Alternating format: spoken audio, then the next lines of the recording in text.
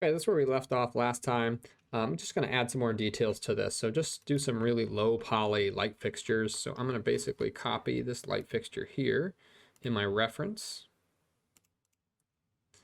So I'm just going to make this little light fixture, and then I'll just copy that. I'll probably just use that all the way across the board for all my light fixtures, because there's actually the exact same light fixture in my other reference image. So, and actually, it's pretty much the one in the third as well. So that must be a pretty common light fixture. So that's the one I'm going to use. One thing you will notice is I do have some shadows here. Does make it sometimes a little bit easier to see what's happening, but those are on in viewport 2.0. Sometimes those will cause your viewport to run much slower. So you can see the difference between that on and off. So it doesn't really do anything. It's just a visual method to view your scene. So, but yeah, I'm going to make this object a live surface, and I'm going to make this two different shapes. I'm going to put a cylinder right on the edge of this and make it super low poly, 6, and then change the radius to pretty thin, and then change the height down. Now you notice when I do the height adjustment, it's actually changing from the center point, the midpoint of the object. So it actually might be easier, since I want that to stay on the building, I'll just move this down. Now you will notice something goes really funny. It's because live surface is still on. So if we shut that off, then everything's back to normal. So that's probably pretty good. I might turn on wireframe to make this a little easier to see, and I am going to turn off the viewport ambient occlusion. I think it makes it a little easier to view. Okay, let's just do another object here. Actually, for this one, I'm just going to do a sphere. Okay, it's massive. That's my light. No, just kidding. Let's go ahead and take this way down. So like 4, maybe 5. Oops, maybe I might have typed that in. Okay. Actually, we can probably go 4 and 4. Whoops, wrong button. So if you hit 4, 5, 6, we'll go wireframe on shaded, and then shaded. So 4, 5, and 6, you can see those go there. Actually, 7 can join too, but we don't have any textures. So 4, 5, and 6 will jump between all of this up here. Those are the shortcuts. So that happened because I wasn't quite in the box yet. There we go. Yeah, that looks pretty good. So this will basically be my light. It's just 4 and 4. Yeah. I don't think I can go any lower than that. I think 4 and 4 is as low as I can go. Okay. So that's going to be the minimum there. I can make one change to this. If I double click this, I can bring this up. You can see that's basically the same light. I mean, as far as the low poly goes, it's pretty darn close. I could change the shape of this a little bit more if I wanted to. I can use scale at this point. I can do a non-uniform scale as well. So you can see that's kind of helpful. I want that to shape. Actually, let's try this. Let me go back. Oh, let's pull this back up. And let's do scale again. Whoops.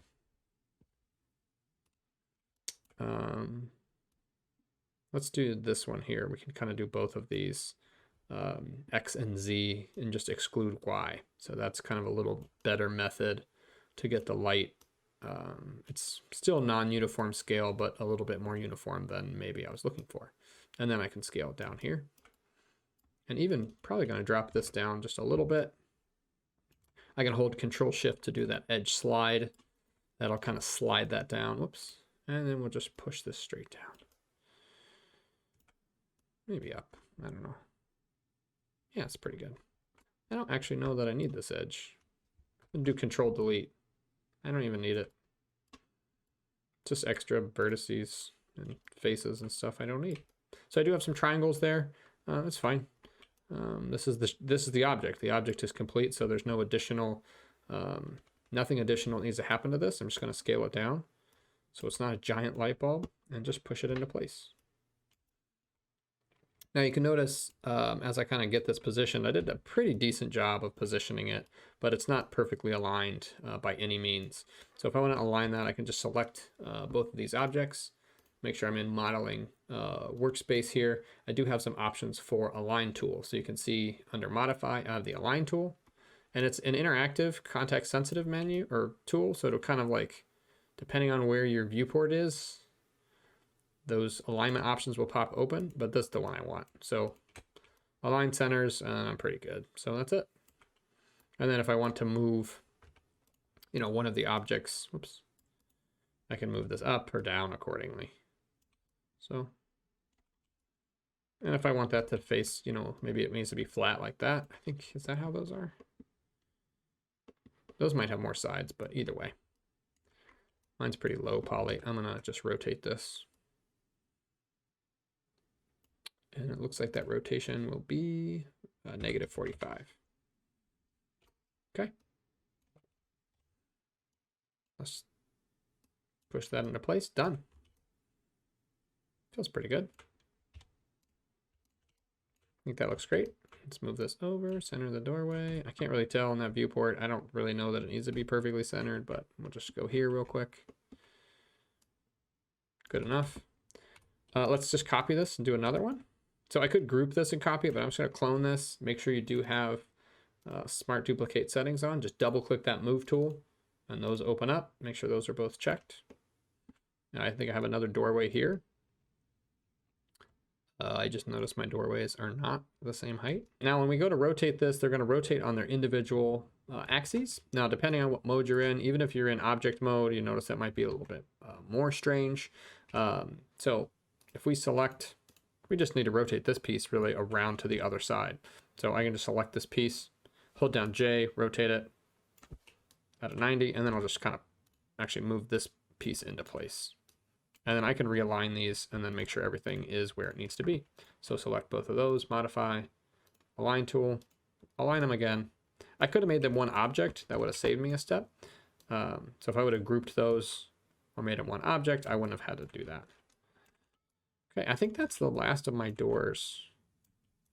I might add some street lamps in the back here. Just go ahead and clone this to the back. I'm going to make this a little bit longer. Okay. And let's just put these maybe up here. Yeah, that looks okay. Let's have one here. I'm just going to have these under each section. So I'll just hold on Shift, clone that down towards the middle. And if I do Shift D, it'll just do that again. And then just kind of eyeball it to get it nice and straight. It doesn't need to be perfect. Okay, it's good. Okay, my lamps are done. Let's make some door handles. So we can do that, basically the same kind of concept. Actually, this time let's use a box. So I'm just going to select this piece, make it a live surface. I'm just going to do a box or a cube. Okay. I'm going to focus in on this cube, hitting F. And let's take this off live surface. I can just move this out. I mean, we're going to do some really simple door handle here. So what's the minimum that it takes to make a door handle? I think maybe this. Oops, go out a little bit. And if I need to isolate this object, which I do, Control 1, or this icon up here will isolate that object because I couldn't really see the face that I wanted. And there we go. Door handle. Now let's go out of isolate. I don't know, we can make it about that. That's probably pretty good. It's a little bit big. I'll just scale the whole door handle down a little bit. And just place it right in the door.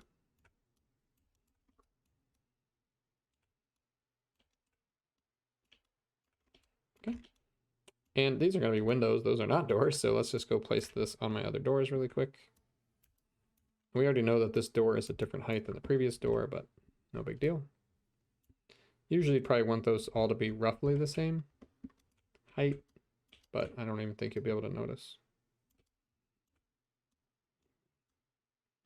It's like a utility door or something. It's smaller. I don't know.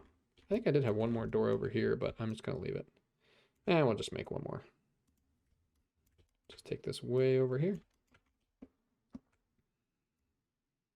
Rotate again. J is that shortcut with rotation to rotate in those incremental values. Okay. So at this point, if you want to add any other details to windows or doors or just any of these kind of small details, now's the time to do that. So for example, one other small thing that we can add pretty quickly is maybe just like a garbage can. So let's just do a cylinder. Let's take the segments out to a really small amount. I like the cap segments. Let's make this relatively small. I mean, if you think of a garbage can in comparison to a door, that's what we're looking at here. So depending on what kind of trash can we have, that's about it. Okay.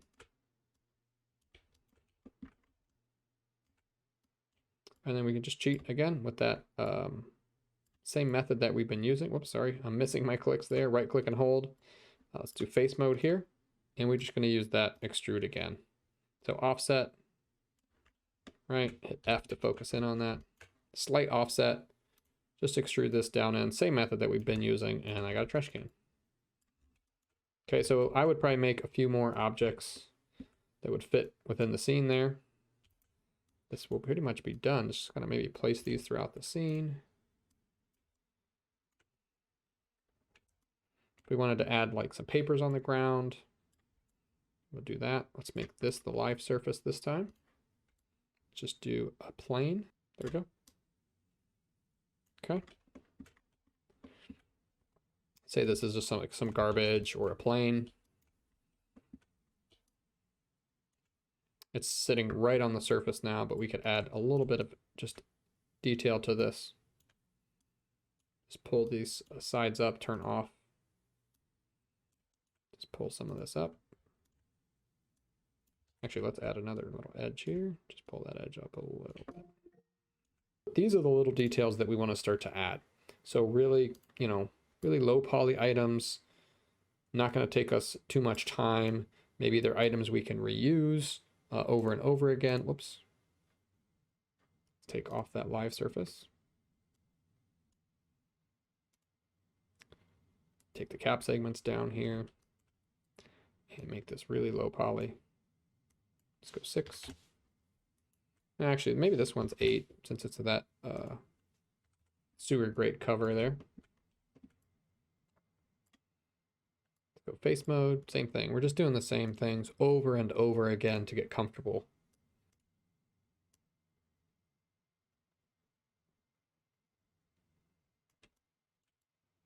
Okay, got that sewer grate. Put that in my scene. Whoops.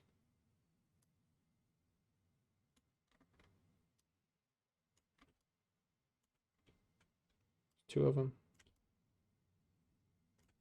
I'll scale those down just a little bit.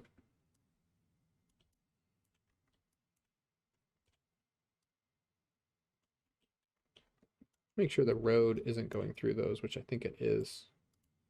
Yep, I need to bring those faces up just a little bit.